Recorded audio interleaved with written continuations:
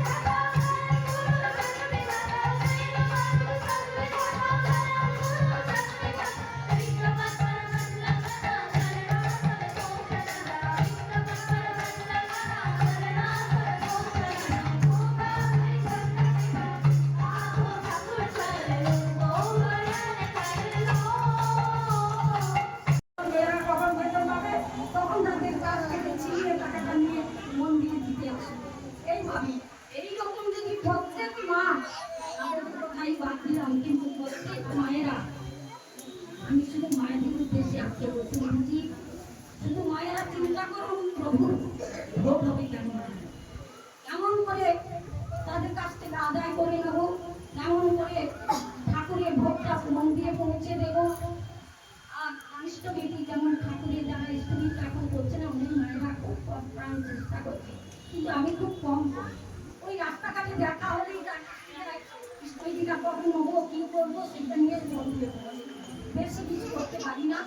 তাই আমার অনেক দুর্বলতা অনেক এসেছে। তাই আমি মায়েরা যারা আছে বললাম যে এপ্রিল থেকে যে এই 3-4 মাস আছে আমাদের ইষ্টভীতিটা কেমন করে ঠাকুরের কাছে পৌঁছে দিতে পারি, সেভাবে সবাই সচেতন হোক, মায়েরাই পারবে এসব কাজ।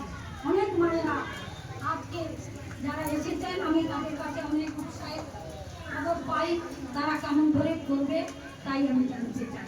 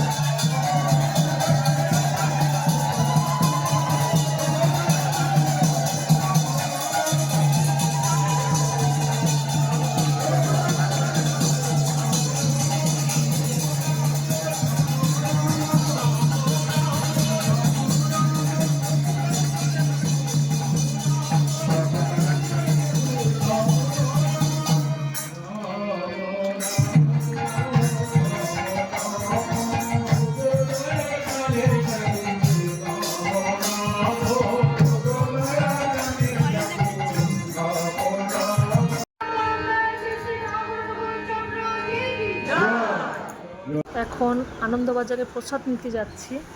আমাদের মন্দিরের ঠিক পেছনেই ওই যে পুকুরের পাশ দিয়ে গেলেই ওখানে আনন্দবাজারে প্রসাদ নেওয়া হয়। আমাদের মন্দিরের আম গাছ, কত বড় বড় আম হয়েছে।